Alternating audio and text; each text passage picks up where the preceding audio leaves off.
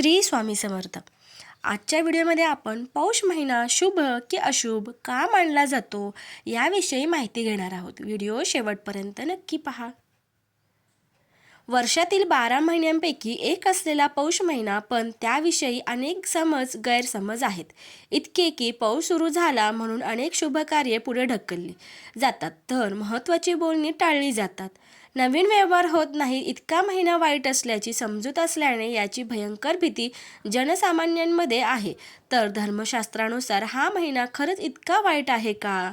वर्षारंभातील 10वा महिना तर हेमंत ऋतूतील दुसरा मास म्हणजे पौष महिना. त्यास तैश आणि सहस्य अशी अन्य 2 नावंही आहेत. अधिक मासाला जसं मलमास किंवा धोंडामास म्हणतात, तसं याला भाकड मास म्हटलं जाऊ लागलं, कारण मकर संक्रांतीशिवाय या महिन्यात अन्य सण नाहीत असा सार्वत्रिक समज. मात्र निर्णयासिंधू धर्मसिंधू या ग्रंथात या महिन्यात करण्याची काही कृत्य सांगितली आहेत. ती अशी: 1. पौष पौर्णिमेपासून पौर्णिमांत माघ सुरू होतो, म्हणून या दिवसापासून माघ स्नानाला प्रारंभ करावा. पौष शुद्ध अष्टमी ते पौर्णिमा हा शाकंभरी देवीचा महोत्सव शारदीय नवरात्रोत्सवासारखा असतो. 3. पौष शुद्ध अष्टमीला जर बुधवार असेल तर शिवप्रित्यर्थ स्नान, जप, होम, तर्पण व ब्राह्मण भोजन करावं. पौष अमावस्येला अद्योदय पर्व आला असता स्नानदानादी धर्मकृत्य करावीत. शिवलिंगावर महिनाभर तुपाचा अभिषेक करावा. या शिवापुढे दीपाराधना करावी. पौषाच्या दोन्ही पक्षातील नवमीला उपवास करून दुर्गेची त्रिकाळ पूजा करावी. दुर्गेची मूर्ती पिठाची करावी. व्रतानिमित्त 8 कुमारिकांना भोजन घालावं. महिनाभर एक वेळ उपवास करून जे शक्य असेल ते दान करावं. 8. रवी धनु राशीत प्रवास करून मकर राशीपर्यंत प्रवेश करेपर्यंतच्या कालखंडाला धनुर्मास म्हणतात. धनुर्मास श्रावणासारखाच पवित्र मानला जातो.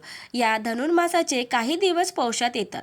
संपूर्ण धनुर्मासात सूर्योदयापूर्वी देवपूजा व अनेक उरकून देवास महानैवेद्य दाखवण्याची पद्धत आहे. महानैवेद्यास मुगाच्या डाळीची खिचडी, गुळाची पोळी, बाजरीची भाकरी, वांग्याचे व तिळाचे पदार्थ केले जातात. वरील विवेचनावरून धार्मिक कार्यासाठी हा महिना निषिद्ध नाही हे स्पष्ट होतं. राहिला प्रश्न विवाह आणि वास्तुविषयक कार्याचा. पौष महिन्यात रवी धनुत असताना विवाहाचे मुहूर्त घेऊ नयेत असे शास्त्र सांगते. मात्र उर्वरित महिना विवाहासाठी वर्ज्य नाही. पौष महिना शुभ कार्यासाठी वर्ज्य आहे ही निव्वळ खोचट कल्पना असून तिला कसलाही शास्त्राधार नाही. धर्मशास्त्र अभ्यासकांच्या मते पितृपंधरवडा ही सर्वच अशुभ कार्यासाठी वर्ज्य नसतो. पौष महिन्याचा बागुलबुवा करू नये. सोप्या आणि सहज भाषेत सांगायचे तर श्री खंडोबा आणि म्हाळसादेवी यांचा विवाह पौष महिन्यामध्ये शुक्ल त्रयोदशीला मृग नक्षत्र असताना गोरज मुहूर्तावर पाली येथे होत असतो. त्यामुळे जनसामान्यांना या महिन्यामध्ये विवाह करण्यास हरकत नसावी. गृहप्रवेश आणि वास्तुशांतीसाठी हा महिना अजिबात वर्ज्य नाही. मुख्य घराचं बांधकाम या महिन्यात सुरू करू नये, पण अगोदर सुरू असलेलं बांधकाम थांबवू नये. घराऐवजी कुंपण किंवा अन्य कामे करायला हरकत नाही. घराची दुरुस्ती, रंगरंगोटी, फर्निचर वगैरे करायला हरकत नाही.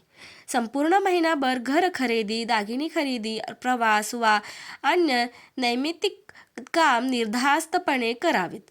काहींच्या मते पौष हे नाव पुष्य नक्षत्रावरून मिळाले असल्याने नक्षत्र स्वामी शनीचा प्रभाव या महिन्यावर असतो आणि शनिग्रह वैवाहिक सौख्यासाठी मारक असल्याने या महिन्यामध्ये विवाह करू नयेत. परंतु प्रत्येक महिन्याच्या पौर्णिमेला हे चंद्र नक्षत्र असते, त्यावरून त्या महिन्याला नाव मिळाले आहे. जसे चित्रावरून चैत्र, विशाखावरून वैशाख इत्यादी. आणि पौर्णिमेच्या त्या चंद्र नक्षत्राचा त्या महिन्यावर प्रभाव असतो असे ज्योतिषशास्त्राच्या आधारावर सांगतात. त्यापैकी पौष पौर्णिमेला पुनर्वसू नक्षत्र असते, त्यामुळे हा युक्तिवाद तकलादू आणि न पटण्याजोगा वाटतो.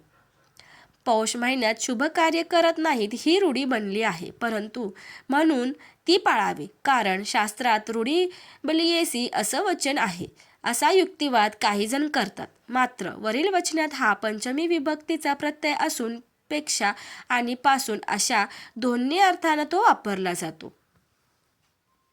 म्हणून वरील वचनाचा अर्थ शास्त्रापेक्षा रूढी बलवान असा नसून शास्त्रापासून उत्पन्नच झालेली रूढी बलवान असा काढता येईल.